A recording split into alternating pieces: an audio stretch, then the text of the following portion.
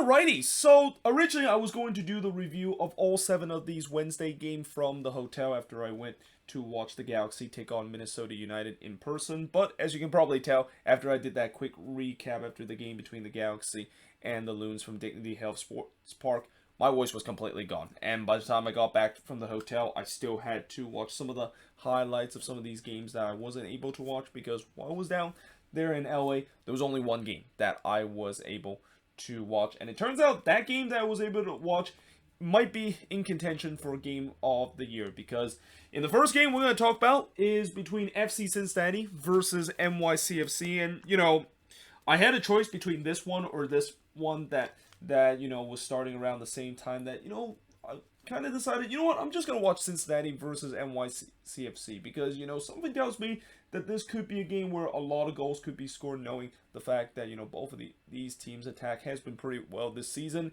And boy, that turns out to be the case. And it also turns out to be the case where in the first half, defense decided to kind of not show up for this game. In fact, actually, it wasn't just the first half. I mean, the defense in this game was pretty much non-existent, and that this game basically turned into a FIFA Ultimate Team match by the end of 90th minute. Now, what's kind of interesting is that the first 15 minutes, nothing kind of happened in this game. Like, there was no shots throughout the first 15 minutes of the game, but that quickly changes because exactly after I wrote that, Costa would get the game's first goal in this game, and this was just an absolute gift from Sean Johnson and the back line for NYCFC. I mean, Johnson basically put a hospital goal kick ball right into that NYCFC back line, and yeah, it's not a big surprise that Acosta took that one away, and he ends up scoring for Cincinnati. And yeah, since they were up 1-0 in this game, and then it looked like they were 2-0 up just 3 minutes later as Brenner would put the ball into the back of net, but the goal was disallowed as the ball actually went out of play on the attacking sequence. The crowd was chanting for VAR, thinking that maybe this one was going to be overturned, but yeah, this was not going to be overturned because it was pretty clear that ball actually came out of play on the attacking sequence. But nevertheless, he would get on the score sheet in the 24th minute, and little did we know that we would see some history in terms of Brenner tonight, because he would score his first of what would be a free goal hat trick in this one from Acosta and Medunian to give Cincinnati a 2-0 lead. And then just 6 minutes later, he would score again, this time from Vasquez to make it 3-0 in favor of FC Cincinnati. And, not only Cincinnati was on fire in this game, TKO Stadium was rocking. Like, this was, I always said that I give credit to that Cincinnati crowds, where even through the thick and thin, they definitely show up and try to create a party atmosphere. But this was truly a party atmosphere. I mean, the crowd was absolutely rocking in this one, and rightfully so. I mean, I'm pretty sure a lot of them weren't expecting to be 3-0 up against the defending MLS Cup champion just 30 minutes into the game. And for NYCFC, I mentioned they had that hard-fought game against the Union, and I also talked about how after the Union got that big victory, whether or not if they suffer a bit of a setback. Spoiler alert, if you watch the bottom part of this board, you probably know the answer. But that goes the same for NYCFC. I mean, it took a mentally toll themselves too, and especially it came in the end, they were on the wrong end of a spectacular and physical game that we saw between the Union and NYCFC, and it looked like they was just completely out of it. But they were giving a lifeline in the 33rd minute as a penalty was given to NYCFC after Blackett handballed it into the box, but unfortunately they weren't able to take advantage of it because Salentano would deny Maxi Morales from the spot. Now, I know Maxi Morales was very clutch last year in the playoff from the penalty spot, but let's be honest, he still is a bad penalty kick taker, and this was a great example of it. I mean, it was a great save from Salentano, but it was not a great penalty from Maxi Morales. And yeah, the lead holds up at 3-0, and you're thinking, well, this is clearly not the night for NYCFC. And you're also thinking maybe Cincinnati has changed. I mean,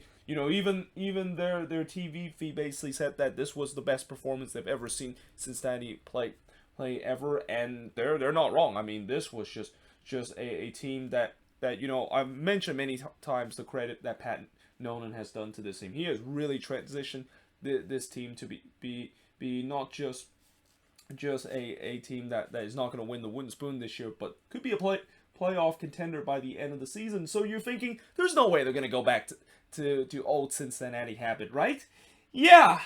So Morales would then fire one over the bar from 20 yards down the 36th minute as NYCFC would press to get one back. And they would get one back in the 45th minute as Magno would score to make this a 3-1 game. It was not great defending from Cincinnati. And, this past couple of weeks, I've also praised that Cincinnati has done a very good job in terms of defending, and they haven't looked like an absolute mess like what we saw early in the season. Yeah, that was about to change because just a couple of minutes later, it would be 3-2 as Aber would score from Morales and Magno, and it looked like the old Cincinnati was starting to creep in because some of the goals I've seen Cincinnati concede here really reminds me of the team that basically won the wooden spoon, where defense was basically non-existent in those teams that lose over and over again. And then it was almost 3-3 when Sanatano denied Morales from 17 yards out. And then in the 7-minute stoppage time, it was 3-3. It's Aber scoring for Morales to tie the game up at 3 apiece. Not only MLS After Dark was already in effect early, but I think this is probably the first time we've seen an MLS team go 3-0 up and basically blow that lead in a string of just stoppage time. I mean, if there is any team that basically does it, I would say it has to be Cincinnati because of all the bad luck that they have suffered. And yeah, it feels like this was one of those game once again where I would also kind of like to say, that old saying, you can try to change Cincinnati, or you can try to make Cincinnati different, but you can't take the Cincinnati out of themselves. And that, this is a team that has just been the most cursed MLS team in the past couple of years, with a lot of bad result and also some bad luck, and it feels like that bad luck is happening all over again, where only Cincinnati can basically go 3-0 up in the first half and then basically blow that lead all in stoppage time. So yeah, the game was tied at all three apiece, and in the second half, Magno basically heads it wide from close range as, NYCFC, they weren't just satisfied with the free freezer. I mean, they were pressing to try to get the lead, and Cincinnati was just completely shell-shocked. Like, this team looked like they just could not believe that they blew a 3-0 lead and just completely looked rattled, even with the halftime break. Then Johnson did deny Brenner from close range in the 51st minute, but then in the 52nd minute, the nightmare continued for Cincinnati as Pereira would score from Morales to make it 4-3 in favor of NYCFC. So 4 straight unanswered goal from NYCFC. And it looked like this was on point to be the first time we've seen a team able to overcome a 3-0 deficit and win 4-3, like what we saw in El Tráfico a couple of years ago. Remember when LAFC basically blew a 3-0 lead in the last 66 or the last 30 minutes of the game, and then also that was the game when Zlatan decided to introduce himself in MLS and decided to kind of create a Hollywood script of a way of introducing himself. But nevertheless, it was still a great goal there from Pereira, though you got to question the defending there from Cincinnati. Like, there was just no closing down whatsoever from Cincinnati there. They let Pereira walk into the 18-yard box with such a freedom, and yeah, it's not surprised that NYCFC, with how lethal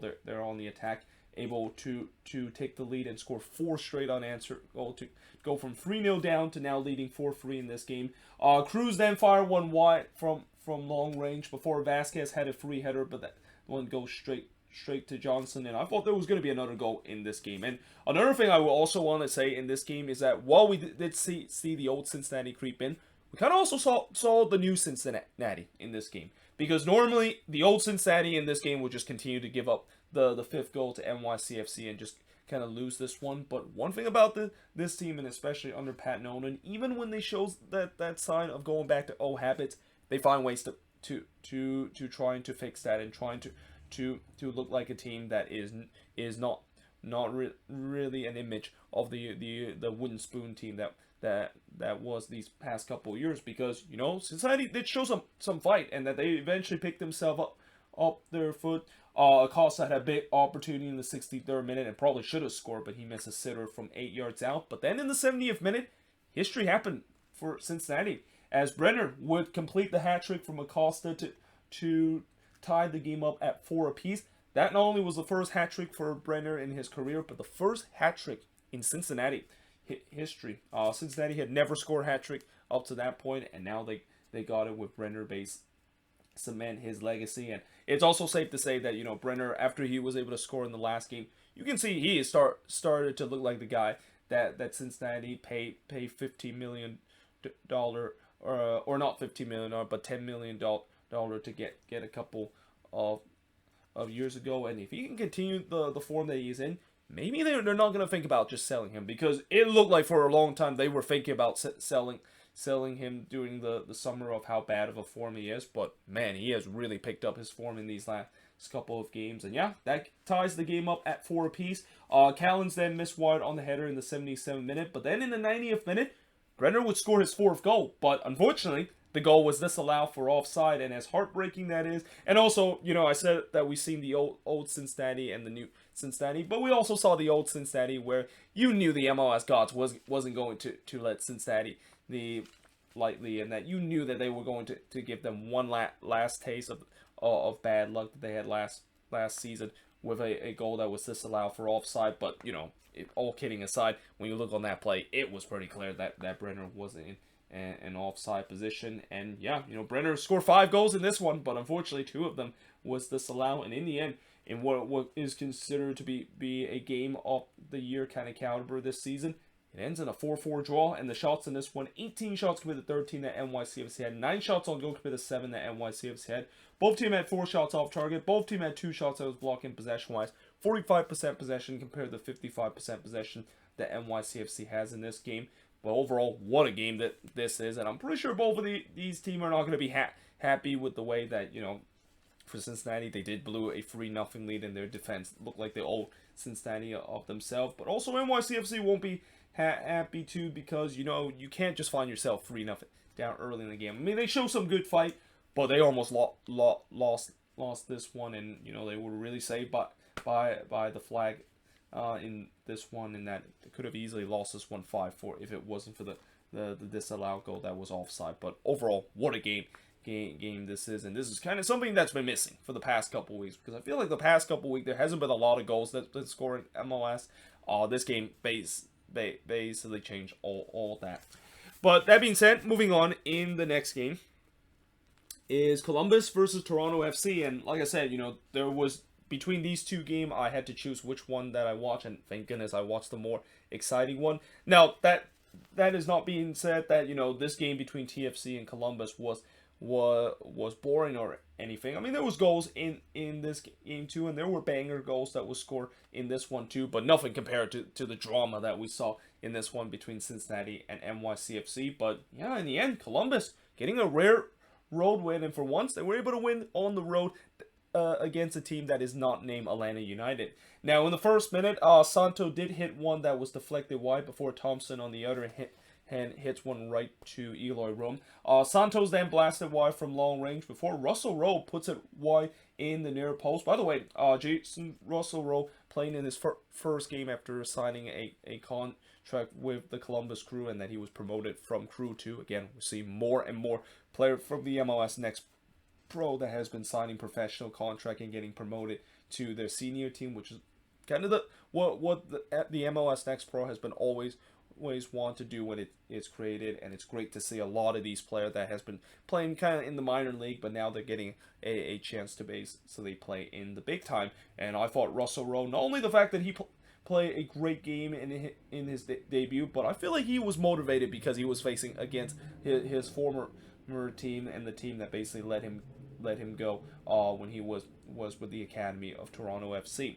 Now, I did say that it was a promising start for the Columbus Crew, and they were rewarded with a goal in the 18th minute as Zazwatski would score for Columbus to give them a 1-0 lead from Russell Rowe and Maria. But what a goal this was from Zazwatski. Like, the way that he hits this one from outside the box, definitely a goal of the week contention. Though, again, it's going to be hard because there was a lot of goals that was scored from outside the 18-yard box. That looks absolutely amazing. And, again, the goal of the week kind of contention, it's going to be tough in terms of choosing who's going to win it for this match week. Room then denied Pozuelo in the near post before he denied Thompson in the 28th minute. And Toronto, they kind of woke up. They were looking to try to press for an equalizer after a slow start, but instead, Columbus would double their lead, and it's Nagby scoring from Russell Rowe and Zarian. So Russell Rowe, I mentioned, it feels like this is a retribution game for him, and he was able to get on the assist chart once again in this one and had an amazing debut for the Columbus Crew. Morea then trying to make it 3-0, but he hits one right to well, actually not to Nagby, but more to Quinton Westbrook there. Let me just erase that. He did not hit it one right to his teammate. Though on the other end, Jimenez just dragged one wide from close range as we head to halftime with the Crew leading 2-0 against TFC.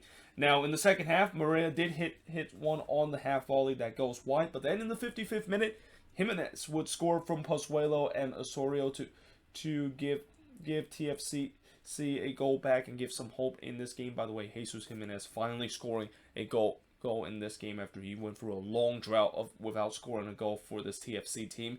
Etienne trying to restore the 2-goal lead, but he hits one into the side netting, and then Brantley missed wide after just a terrible turnover from the Columbus Crew. I mean, another kind of very Crew moment that we've seen a lot last season, where there's just so many times where they made some very boneheaded play on their own, and it cost them in game, and they're very fortunate that this was not the case.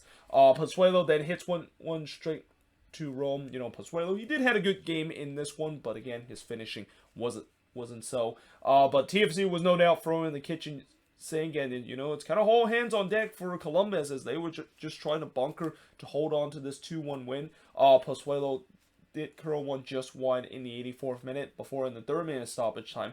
Perusa would then hit one straight to Room in the 3rd minute of stoppage time, and in the end, despite the pressure that Toronto put late in the game, it wasn't enough for them to salvage a draw, as the Crew getting I think only their second win this season on the road 2-1, and finally getting a win against a team that is not named Atlanta United. I mean, as much as it's kind of funny that I basically said that, it's kind of true. I mean, they've been able to win against Atlanta on the road, but anybody else, that's just not been the case. But at least that's different in this one. But the shots in this one, 19 shots compared to 10 that Columbus had, 7 shots on goal compared to 3 that the Crew has, 5 shots off target compared to 7 that TFC had, 2 shots out of block compared to 5 that TFC had, and possession-wise, 64% possession compared to 36% possession that the Columbus Crew has in this game. And for TFC, this is the problem. Like, just as you thought that they turn a corner, they're now back in the same situation that they were in doing that bad form where, they're still stuck near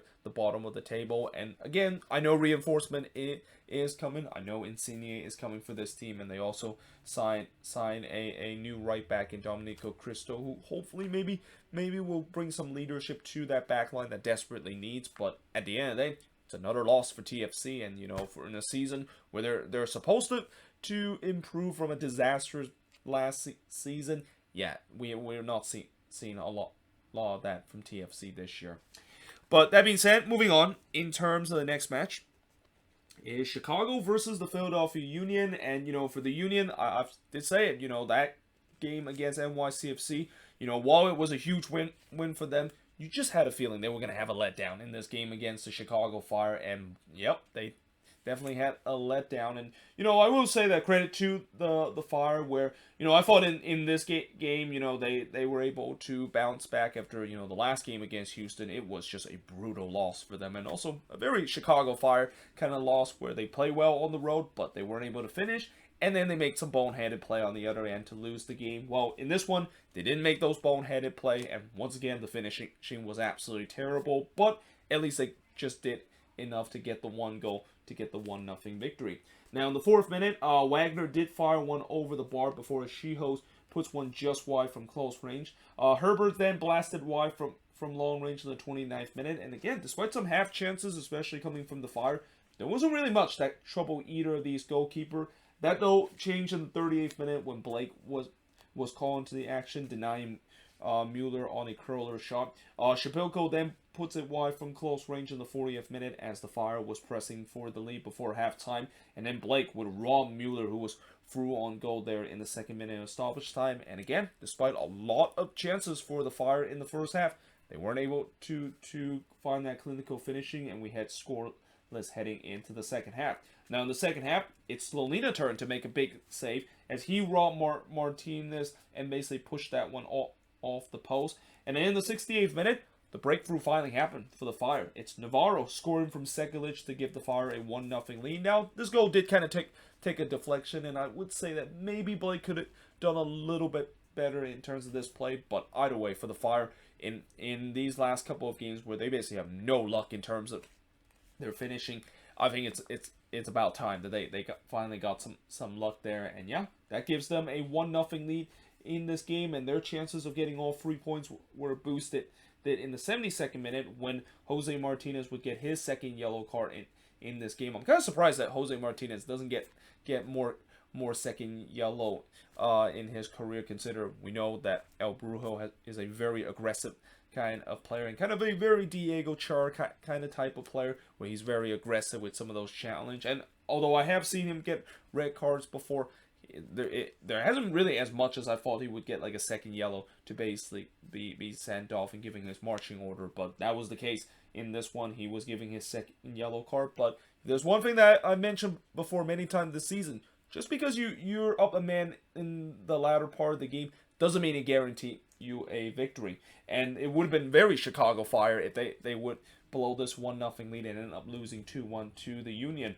Though, that being said, credit to the Fire, they make sure they weren't going to do so, because after they went up a man, Shibilko trying to make it get 2-0, but the post denies him there. The Fire was definitely pressing to try to finish this game off, but Slonina did have to make one more big save, denying Gastak from close range, and in the end, the Fire able to hold on to a 1-0 victory, back-to-back home wins for the first time this season for the Chicago Fire, and also getting themselves out of the foot of the Eastern Conference with this win. But the shots in this one: 14 shots for the 8 that the Union has, 3 shots on goal for the 2 that the Union has, 6 shots off target for the 7 that the Fire has, no shots that was blocked for the 4 that the Fire has, and possession-wise, 57% possession compared to the 43% possession that the Union has in this game. And, while the Union clearly had a hangover after that big victory against NYCFC, the Fire will take it. I mean, when you're a team that is near the bottom of the Eastern Conference, you take any win possible, even if it's not pretty, as what we see once again in this game by the Chicago Fire.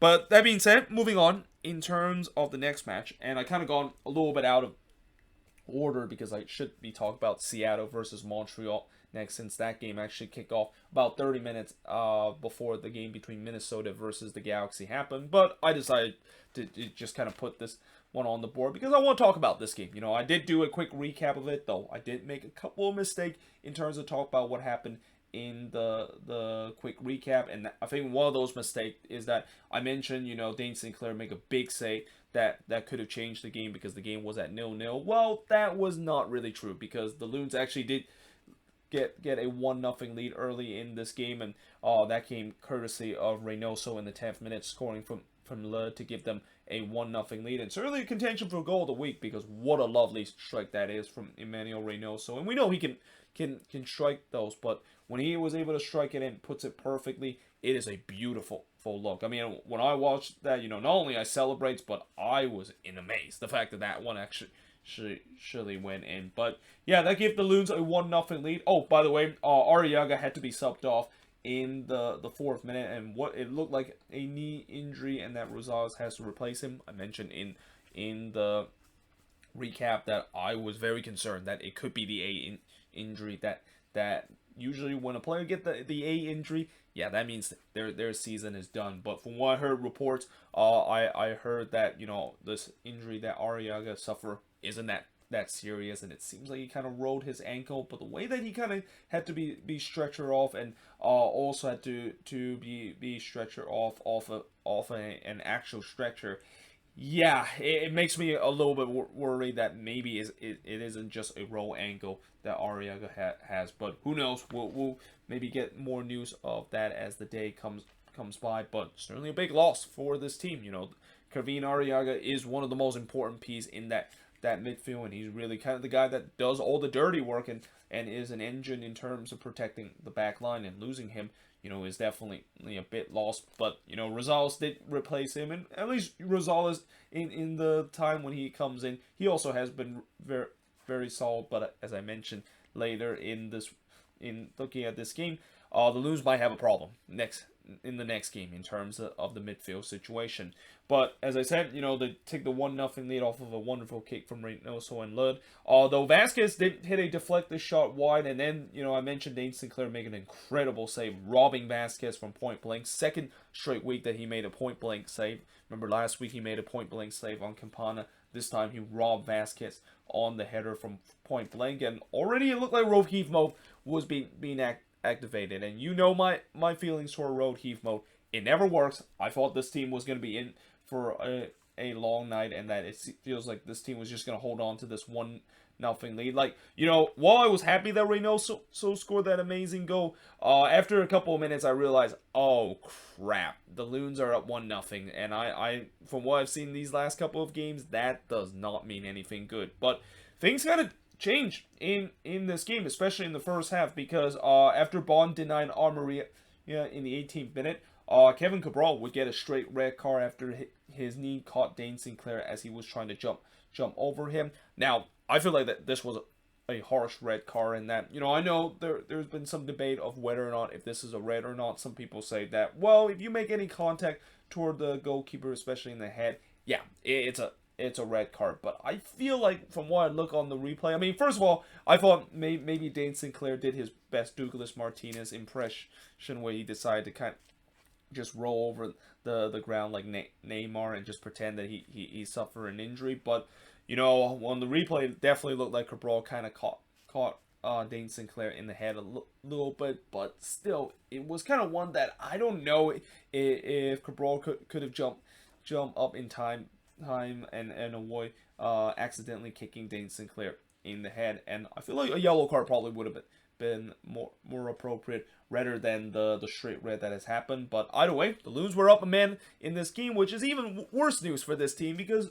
we know that this team can't play with a man up, right? Well, it turns out they can't, because in the 36th minute, Fragapane would score from Lawrence and Amarilla to make it 2-0 in favor of Minnesota. And then it was 3-0 in favor of Minnesota as Reynoso would get on the score sheet from Huwane. What a lovely cutback that was from Bongi Huwane. Very unselfish of him, playing back to Reynoso, who puts it in a perfect place to score here. And yeah, the Loons were up 3-0, and that's where I kind of started to believe that maybe this game is a little bit different. And I even wrote, so now we can score with a man up, because it is not often that this team, of course, are able to do so. Though that being said, I think earlier this season when they did had a man up against the Chicago Fire and they were up 1-0, they would score like 2 more goals to make it 3-0. So I guess maybe I'm a little over-exaggerated in terms of that, but knowing past experience, I don't have a lot of good hope whenever this team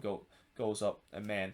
Although in the second minute of stoppage time, Taylor did block Vasquez's shot off the line as the Loons were trying their best to blow that 3-0 lead and trying to do the same thing that Cincinnati did against NYCFC. But thankfully, they were able to hold on to the 3-0 lead, at least heading into halftime. And in the second half, I was praying, let's hope that Adrian Heath does not decide not to go road heave mode again and decided to just kind of park the bus throughout the entire second half. Well, guess what happened? He did exactly that once again, and that allowed the Galaxy chances to get themselves back in the game. First of all, Williams blasted high in the 49th minute before Agari shot is just missed wide from close range. Road heave mode was definitely activated once again, and I was just waiting for them to eventually concede that opening goal for the Galaxy. Williams had a chance to do so, but he missed that one wide before Chicharito puts it just wide from long range. And then Dane Sinclair was able to deny Chicharito from close range, but then a penalty was given to the Galaxy after Trapp basically brought down Alvarez in the box. Now, from what I or from where I was sitting, I thought that was a very soft penalty, but I guess, maybe maybe they had a different look at it, and maybe it was worthy of a penalty. But nevertheless, it was given, and Delgado was able to put it away to make it 3-1 in favor of the Galaxy, or 3-1 in favor of Minnesota. And this is where I started to get a little nervous, because if you think that this team cannot blow a 3-0 lead, then yeah, you definitely don't know the meaning of Minnesota sports, and you also don't know that I watched that game between FC Cincinnati versus NYCFC, and I was having thoughts that is Minnesota going to try to do an FC Cincinnati in this one? Now, Alvarez did hit one straight to Dane Sinclair in the 78th minute, and then the 79th minute, finally, this team started to kind of wake up, because for the most part of the second half, they were just sleepwalking. Like, they were just doing row heave mode, giving the opposition all the chances, and that finally they started to maybe push for that fourth goal. Ludd had a chance to do so, but he puts that one way wide, and that was actually the first shot for Minnesota in the second half. Fragapane then went on a 1v1 and had a chance to make it 4-1, but Bond was able to deny him there. And then he would actually look to score the fourth goal for Minnesota and his second goal, but unfortunately the goal was disallowed because of an offside, and rightfully so there. But then in the third minute of stoppage time, Joveljic would score from McGarry and Edwards to make it 3-2 in favor of Minnesota, because Dejan Joveljic would score. And this is where I've said before, I don't understand why is Joveljic not starting game in and game out for the Galaxy, and what has Joveljic done to Greg Vanney to not deserve to start in game after game? Because we know that he's a guy that has been in form for the Galaxy in these last couple of games. So it's, again, kind of surprised the fact that he once again did not start in this game and had to come off the bench, and also not a big surprise the fact that he ends up on the score sheet. But at that point, that's when I was like, yeah, this is gonna happen again, isn't it? The Loons are gonna once again blow a big lead in this game, and this will be disappointment. And they kind of show that sign late in the game, because I think the Galaxy had a free kick, even though it was from long range. I thought, yeah, this means that they have one last shot in it, and this would be one of the most disappointing draw I was seeing this team play on the road. But thankfully, it did not happen. The referee did blow the final whistle, but after the final whistle was blown, there was definitely tempers flare and bad blood between both of these teams, and Rosales and Douglas Costa actually got sent off in this incident, though this was more on Douglas Costa, where I think he elbowed Rosales in the, like, I was kind of ready to play Wonderwall. Well, actually was on my phone. I was gonna play Wonderwall there, and I didn't. Next thing I look up, there was just a massive fight that was going on the pitch. Well, it wasn't really a fight, but more like kind of just some pushing and shoving that was going on. So I didn't exactly see maybe an elbow that Costa has had on Rosales, but yeah, unsurprisingly, Costa of course got himself sent off, and Rosales actually got himself a second yellow card because of retaliation, which again, yeah, I mean, that's kind of dumb. I mean, I know in the heat of the moment, Rosales he knew that he had to kind of retaliate with the way that it's hard to not retaliate when someone throw an elbow at you, but you're on a yellow card. You can't get a second yellow, and especially with this team already down in terms of the depth in the midfield. So yeah, that was kind of disappointing to see that happen, but nevertheless, the Loons were able to win 3-2 in this game. And also there's kind of some history that was made from Minnesota in this one, as this is the first time they were able to win on the road in the middle of the week. Before that, I think they were 0 for like a lot in terms of midweek road games, but hey, they're finally getting their first ever road win and their first ever win against the Galaxy at Dignity Health Sports Park, because up to that point they never won against the Galaxy at Dignity Health Sports Park, and only won once prior to that. But the shots in this one, 16 shots per the 10 that Minnesota has, 7 shots on goal per the 6 that Minnesota has, 6 shots on target for the 2 that the Loons had, 2 shots on block per the 8 that the Galaxy had, and possession-wise, 52% possession compared to 48% possession that the Loons has in this game. And again, certainly I had a lot of fun in this one, and that it makes it even more fun, the fact that the Loons were able to walk away with a very unexpected 3 points, because like I said, coming into this game, I had no expectation. I mean, I was ready to get disappointed, and that, even if they did blew a 3-0 lead and drew 3-3, I would be kind of disappointing at the heat of the moment, but I would then understand that, yeah, I knew this was going to happen, but thankfully it did not happen. They walk away with all 3 points, and for the Galaxy, the struggle at home continues. I mean, this team has dropped a lot of home points and have given team free points. And remember how Dignity Health Sports Park, or back then StubHub Center, is considered to be a fortress for opposition team, and a law team always tends to have a tough time to get 3 points against the Galaxy. Yeah, those days are pretty much long over. I mean, it feels like it's pretty easy to get 3 points against this Galaxy team. And Minnesota, of course, have once again proven that, and even Houston has proven that too. I mean, it feels like if you're a team that struggle on the road and you desperately need 3 points, feels like the Galaxy and Dignity Health Sports Park might be the place to do so, which maybe that tells me that hopefully the Quakes, when they do play that first ever Cali Clasico in a couple of weeks, where they also desperately need a road win and haven't got one so far this season, maybe that will changes, because I know the Quakes have had a relatively good record against the Galaxy recently in the Cali Clasico and even at Dignity Health Sports Park. But that being said, I am now going to change sports and look at the last free game that happened in terms of the Wednesday action of match week number 17. But yeah, moving on, in terms of the next match, is Seattle and Montreal. And, early on in this game, it looked like the Sounders were going to run away with this one, especially after just 3 minutes into this game. Morris was able to score from Rodon to make it 1-0 in favor of the Sounders, and you're thinking, yep, should be an easy 3 points for the Sounders, right? Well, not exactly, because Montreal decided that they really need a statement victory to get themselves back at the top of the Eastern Conference, and they did exactly that, because after the early goal that they gave up, in the 18th minute, Montreal would respond, and it's Mason Toye scoring from Kamara to tie the game up at 1 apiece. So certainly great night for current and former Minnesota player, and also thank you Minnesota, as Toye of course score again here. Though you got to also question the defending there from the Sounders, and especially the fact that came from a turnover in the midfield from the Sounders, and that's kind of a rare thing to say, because this Sounders team, especially of how good they are in defense and in the midfield, it's not very often that they just turn the ball carelessly in the midfield and basically allow the other team to get a chance, and that's one of the time that has happened, and credit Montreal of taking advantage of that. Now, Milivojevic then had a shot that was blocked off the line by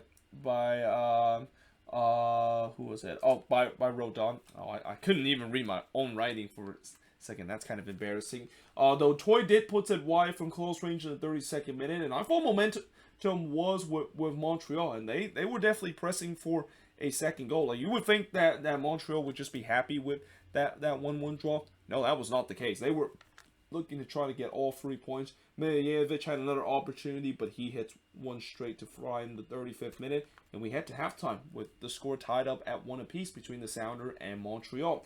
Now, in the 46th minute, there was a near disaster moment for Breza, as he actually spilled a shot that Rodon basically puts on, but thankfully he was able to gather that one before Rowe was ready to tap it in. And that's the thing about Sebastian Breza.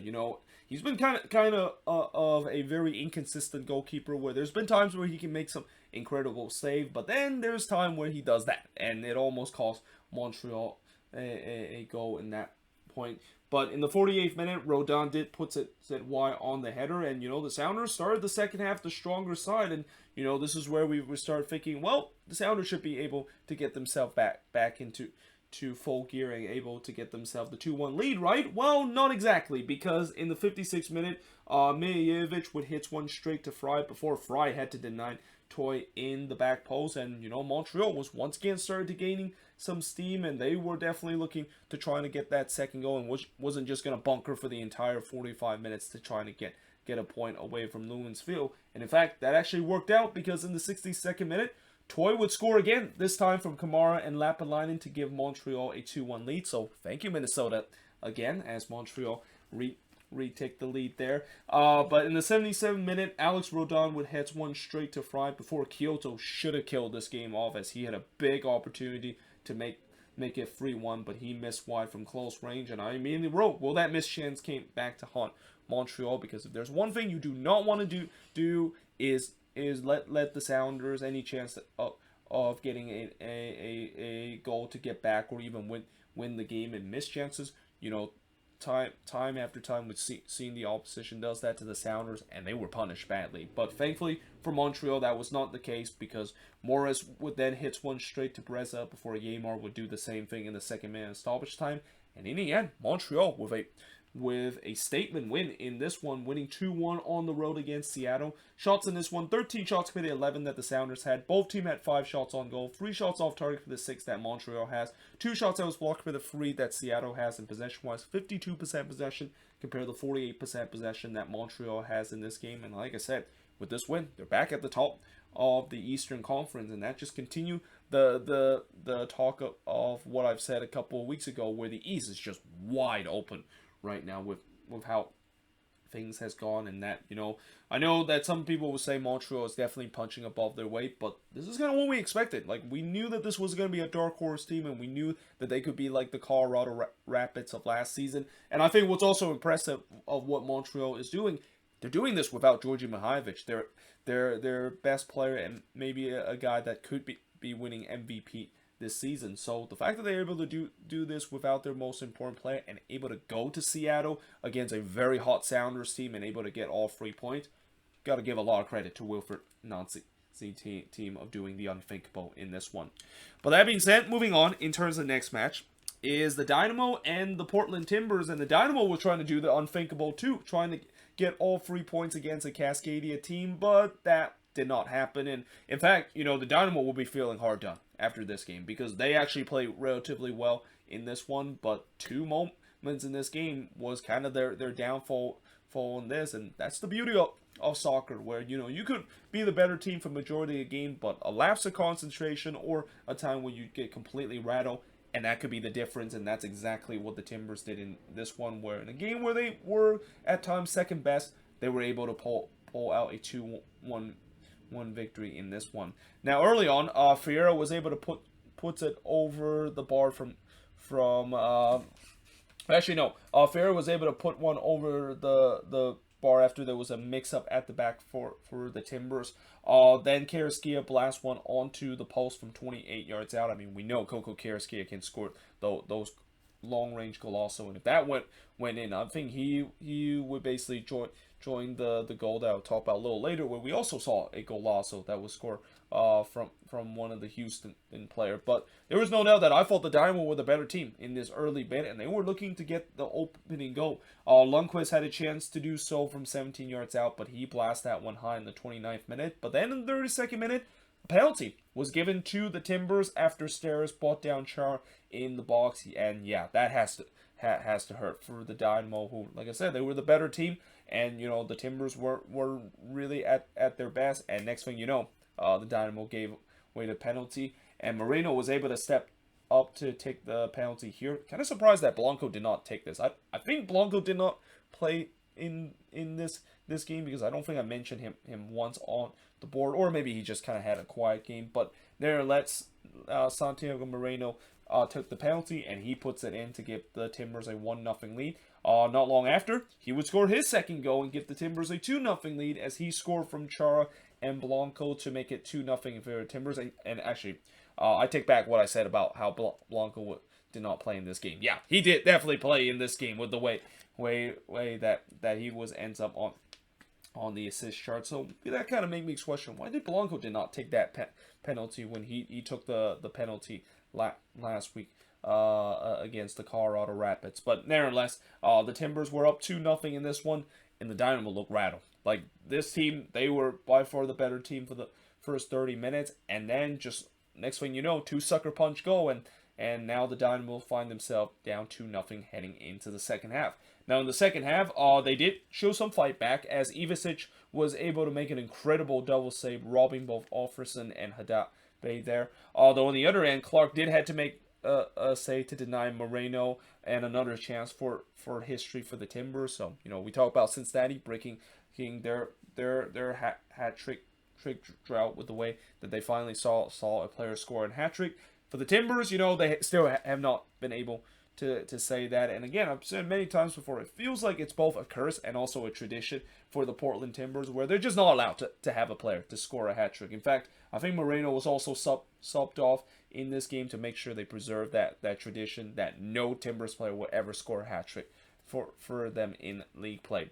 But in the 64th minute, the Dynamo finally got a deserved goal back into this game, as Quintero would score from Offerson and Vero, and what a goal that was from Darwin Quintero. Again, it was a great night for for current Loons and also former Loons player. And I mentioned Mason Toye, of course, scoring 2 goals to get the win for Montreal. But Darwin Quintero, former Minnesota player, able to score 1 here to pull within 1 for the Dynamo. Though it could have been 3-1 in the 71st minute if Mora didn't shook the post on the header. But then in the 75th minute, second yellow was given to Luma, and the Timbers were down to 10 men, and it just feels like it's butt-clenching time again in Portland and at Providence Park, because I'm pretty sure Timbers fans have seen this story before, and they're worried that, yeah, they're going to blow late, aren't they? But thankfully, it's not 2020. They were able to hold on to win 2-1, despite the Dynamo did put a late charge to get the second goal in this one. And the shots in this one, the Dynamo actually had 24 shots compared to the 11 that the Timbers had. That's probably the most shot I've seen the Dynamo has had on the road ever, because I don't remember last time the Dynamo has that many shots. But, you know, not many of them were actually on target. In fact, only 6 of them were on target compared to the 4 that the Timbers had. 9 shots off target compared to the 4 that the Timbers had. 3 shots that was blocked compared to the 9 that the Dynamo has. And possession-wise, the Dynamo actually had the better possession. 60% possession compared to 40% possession. Again, you know, it's not often the Dynamo are the one that dominates the possession, considering they're not supposed to be a possession kind of team. But I guess that's just the way that the Timbers like to play. They also like to kind of play that counter attacking style and that bread and butter style that they have been doing very successfully in these past couple of seasons. But, you know, for the Timbers, well, they weren't at their best. You know, I've said this before with the Chicago Fire. When you're that low in the standing, you take any win possible. And for the Timbers, after getting that big victory last week against the Rapids, you just think that, you know, they need to keep that momentum so that they can get a win in this one, and they did exactly that. But for the Dynamo, it's a hard done kind of game where, again, I feel like they deserve at least a point out of this one with the way that they play. But how many times we've said before, when you're the inferior team and you don't take your chances away or put your chances away, this of course can happen. But now moving on, in the last game on the sport is LAFC versus FC Dallas, and I would like to say that LAFC in this game looked like the 2019 LAFC in this game against FC Dallas, because they play a style of soccer that reminds me of that 2019 Supporters Shield winning team, and it's also no surprise that they play that style again, and that they're now once again leading the Supporters Shield standing as they just completely blowed away FC Dallas in this one.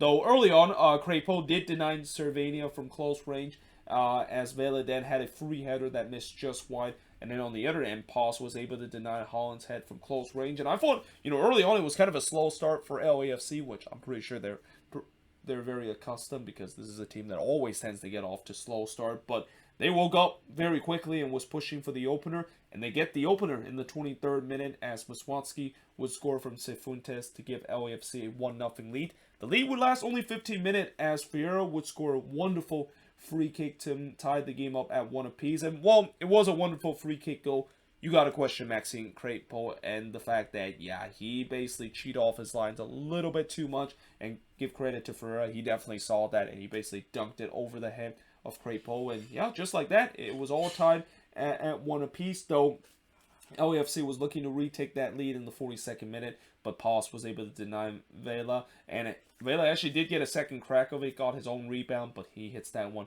off to the side netting. And despite a relatively dominant first half for LAFC, it was tied up at 1 apiece heading into the second half. And in the second half, LAFC basically took over, but not before Crépeau did deny Ariola from close range. And in the 56th minute, Chicho Arango would score here from Vela and Acosta. And not only the fact that that was a great team goal, that looked like a goal coming out of the 2019 LAFC team, when you know how that team plays some of the most entertaining soccer that we've seen in the league, kind of almost right up there, if not even above the level that the 2018 Atlanta United team played. But that was kind of a shade of that. What a wonderful team goal that was from LAFC. And also, you know, for Chicho Arango, he just cannot stop scoring right now, and he really started to now get himself back to that good form that he had when he came into the league last season. Although he had another chance to score, or he could have had a chance to score his second goal, but missed just high from close range in the 58th minute,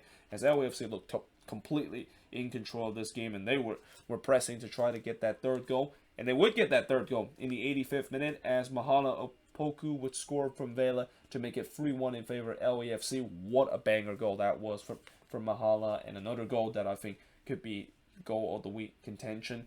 But in the 88th minute, it was almost 4-1 as Paz was able to deny Arango. But once again, LAFC gets a second crack of it. And Arango, yeah, I mean, he basically did a Steven Gerrard kind of moment here, because he basically slipped in a vital moment as he was trying to tap it into the empty net. Well, actually, I wouldn't say it was kind of a Steven Gerrard moment, because, you know, obviously everybody knows the Steven Gerrard infamous slip, and this one isn't the same. But yeah, for Arango, if you didn't slip there, that was 4-1, and he would have scored his second goal of the night. But in the end, LAFC were able to win 3-1 against Dallas, as the shots in this one, 16 shots compared to 12 that Dallas had, 9 shots on goal compared to 3 that Dallas had, 5 shots off target compared to 7 that LAFC had, 4 shots compared to none that LAFC had. And possession-wise, Dallas did have a little bit more of the possession, 52% possession compared to 48% possession that LAFC had in this game. But overall, this was a dominant performance for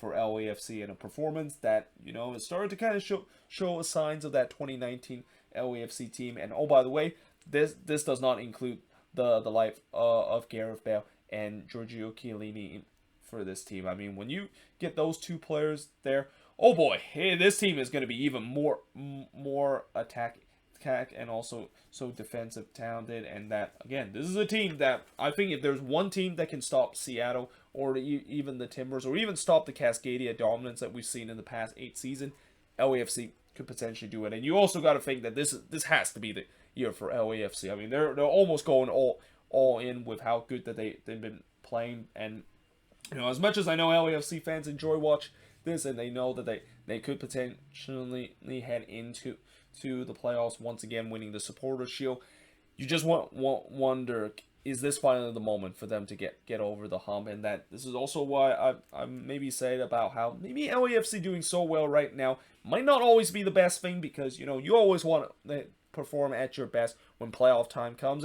And you know, even though I know you want to perform best every single day, playoff time is where it gets important. And that, you know, for LAFC, they need to continue to perform that way, but also they got to be careful not to get caught into a bit of a slump, which, you know, I know it might sound negative after such an impressive performance that LAFC has, but, you know, that's the dangers of play a good team. I mean, at least I guess that maybe is a good problem, where you don't always want to reduce your intensity when you have a lead in the Supporters Shield standings, and also started pulling away a little bit in the Western Conference Final, because I think they've now built up a healthy 5-point lead over Austin FC, and I think they also have a game in hand over Austin FC too. So yeah, it looks like this is 2019 all over again, where LAFC is running away with the Western Conference and could be on their way of winning their second Supporters Shield.